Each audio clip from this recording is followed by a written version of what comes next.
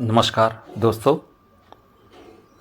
ओशो के संबंध में आज मैं ओशो की किताब संभोग से समाधि के ऊपर कुछ आपको उसके मुख्य अंश बताने वाला हूँ कि इस ग्रेट पर्सन ने संभोग से समाधि तक की किताब में जीवन दर्शन को किस तरह महत्व दिया है।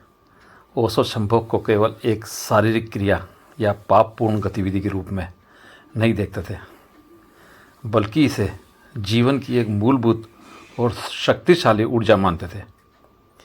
इनकी प्रसिद्ध पुस्तक संभोग से समाधि की ओर इसी विचार पर केंद्रित है।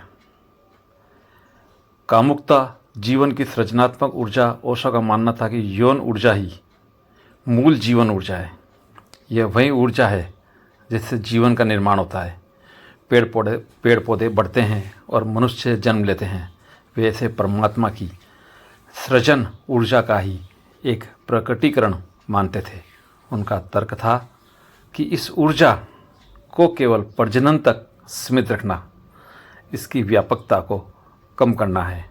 यह ऊर्जा रचनात्मकता, कला, संगीत और प्रेम का भी स्रोत है। ओशो ने यौन ऊर्जा के दमन का कड़ा विरोध किया। उनका कहना था कि सदियों से समाज और धर्म ने कामुकता को दबाया है, उसे अशुद्ध और पापपूर्ण बताया है। लेकिन दमन से ऊर्जा नष्ट नहीं होती, बल्कि वह विकृत होकर मानसिक रोगों, कुंठाओं, हिंसा और अनैतिकता को जन्म देती है। ओशो का मानना था कि यदि 100 लोग पागल होते हैं तो उनमें से 98 लोग अपनी इच्छा को दबाने के कारण होते हैं। ओशो का जोर दमन पर नहीं बल्कि ऊर्जा के रूपांतरण पर था। ओशो अहंकार शून्यता और समय शून्यता की झलक देते हैं।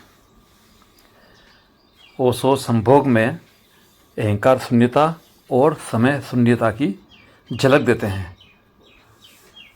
ओशो कहते हैं संभोग का एक क्षण एक ऐसा अनुभव हो सकता है जहाँ व्यक्ति अपने में मतलब अपना अहंकार को भूल जाता है। यह एक ऐसा क्षण होता है जब समय का बोध भी समाप्त हो जाता है और व्यक्ति पूरी तरह से वर्तमान में डूब जाता है।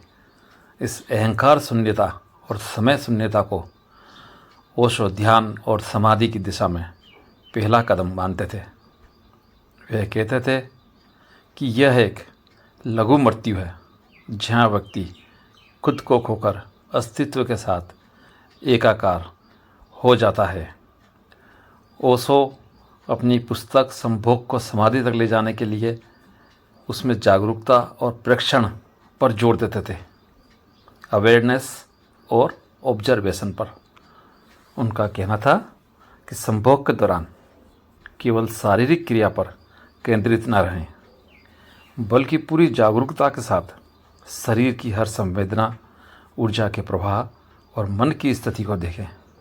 जब आप इस अनुभव को पूरी होश के साथ देखते हैं तो ये वासना से मुक्त होकर एक गहरे आध्यात्मिक अनुभव में बदल सकता है।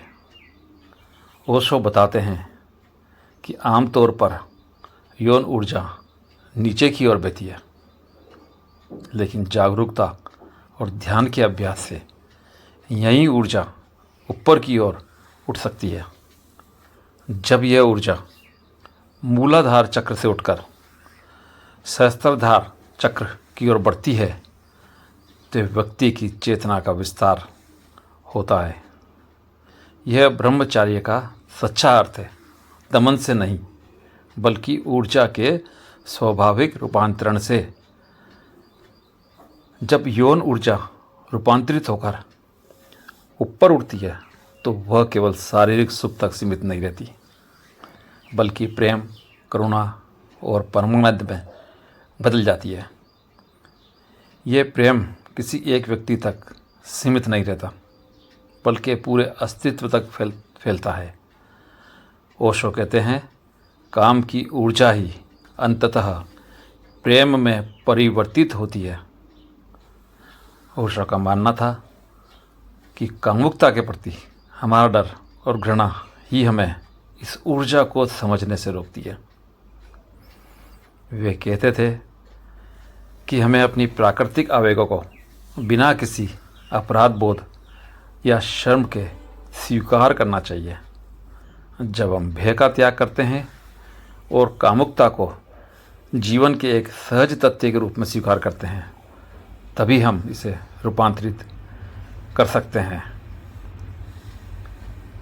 उनका दर्शन ये था कि इस ऊर्जा को सही ढंग से समझा जाए, स्वीकार किया जाए और जागरूकता के साथ रूपांतरित किया जाए, तो यह हमें साधारण से असाधारण की ओर, संभोग से समाधि की ओर ले जा सकती है। मेरी इतनी बातें विस्तार से सुनने के लिए आप सभी का धन्यवाद। आपसे विनती है कि मेरा चैनल सब्सक्राइब करें और वीडियो अच्छा लगे तो उसे लाइक करें। धन्यवाद।